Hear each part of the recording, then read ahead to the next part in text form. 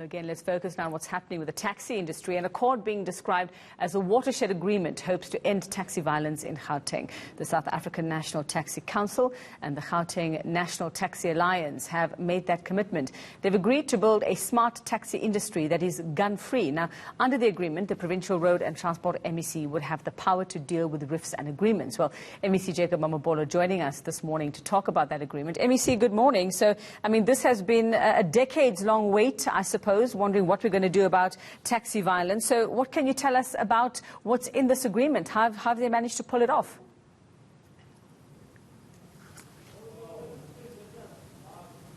MEC, good morning. Can you hear me?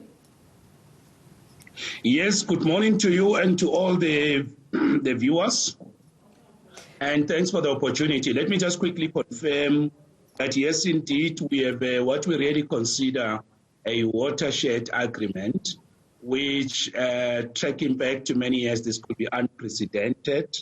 And the essence of it is that we are really empowered as the provincial government by the Gauteng taxi industry, that where there are internal fights, tensions and rifts within taxi associations threatening life of taxi operators, of commuters, we are now empowered to place such taxi associations under administration.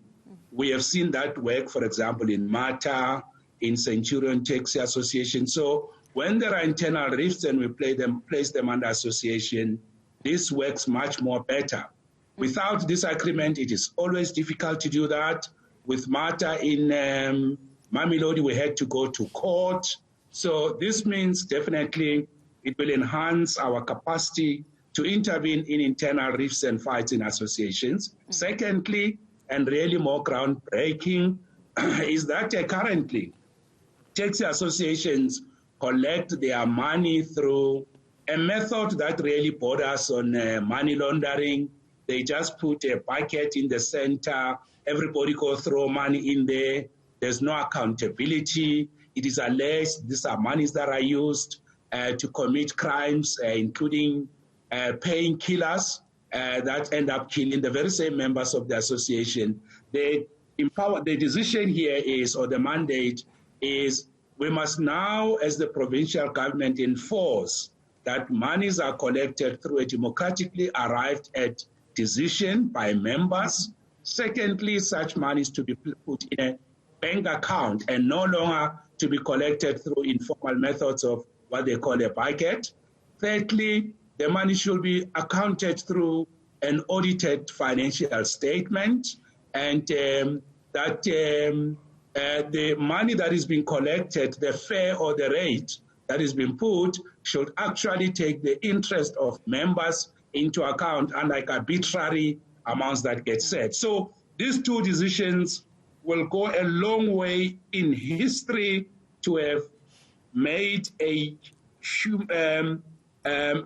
contribution to fighting and combating taxi violence and stabilizing the taxi industry as the biggest mode of public transport for commuters in our province. Well, MEC, you forgive me for just being a little skeptical here, because, like we say, the violence has been going on for decades in this industry, and one has to wonder how could it be that easy that they've agreed to all of this? That from what you say, it is an industry racked with violence. There's something akin to gangsterism in the industry as well. So, what have you had to compromise to get them to actually agree to all of this? Okay. Well, we know that, let me say that, well, of course, in a case of a negotiation, we have to do give and take. But this is not how it came. This is the taxi industry in Gauteng saying, since we met in the historic summit in July 27, 2019, just last year, few days after we came into office, they are saying, let's end taxi violence because it is threatening the entire taxi industry. And secondly, they want to modernize and corporatize the taxi industry by making sure it can be run on smart, modern corporate principles. To that effect, they themselves came to the realization and recognition that methods of money collection are actually the resources that grease and pay the hands of the murderers. So to protect the industry, to protect themselves, to place the industry on a path of modernization, they then, on their own said, let us, like in the fight against COVID-19, these are the words they use. MEC and the provincial government help us to put on face masks against taxi violence, and we need help. And to that extent, we are empowering the provincial government to intervene in our own internal affairs without abusing it, and to make sure that money laundering is ended. So all what I'm saying is it was something that came from them. Well, it certainly sounds miraculous that they've had this epiphany all of a sudden, MEC. But what about roots? You talk about money collection. Not all of a sudden. Can I just clarify that? No. It's not all of a sudden. Considering it's taken so long to get to this point, and they've been pretty stubborn about it in the past, and very difficult to sort of infiltrate and get to the bottom of this issue. But, I mean, I understand, and we'll wait for, for the formal agreement. We'll wait for those details. You talk about money collection. What about roots? Roots seems to have been also, one of the main reasons for the violence, behind the violence. What's in the agreement about that? Yes, can I just say that the agreement has been signed. The agreement is there. So we're not talking about an agreement still being signed. It's signed already 2 days ago. But the fights in the taxi associations, whether it is through internal fights, capturing the association, it is actually meant precisely to take over the routes, to encroach into other people's spaces.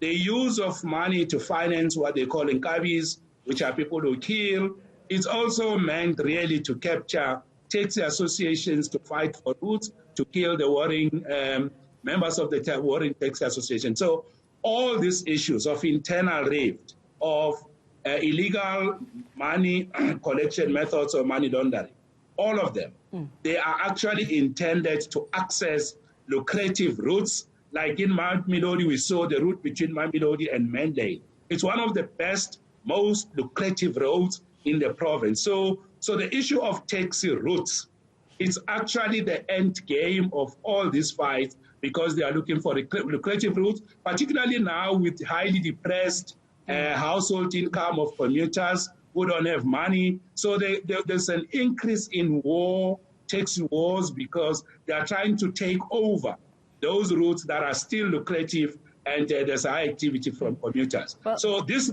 resolution deals with that as well.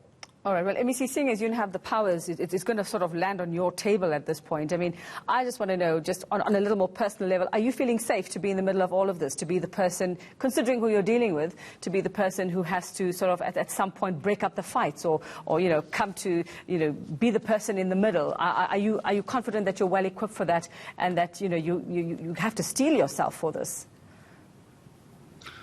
Well, let me say this. We took an oath of office, and when we took the office, we committed ourselves to uphold the country's constitution. And our country's constitution is founded on the most fundamental and sacrosanct principle of the right to life. And it means in our work, whether it is difficult, whether it is life-threatening, whatever, we should uphold the fundamental principles and the founding principles of our well-celebrated constitution.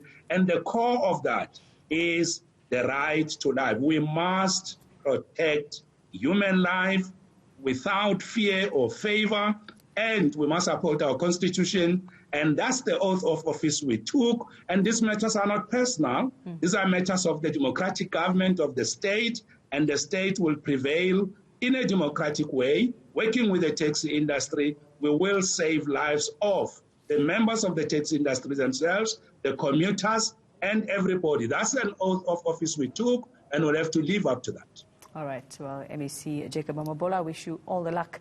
It's going to be a very interesting time ahead, road ahead.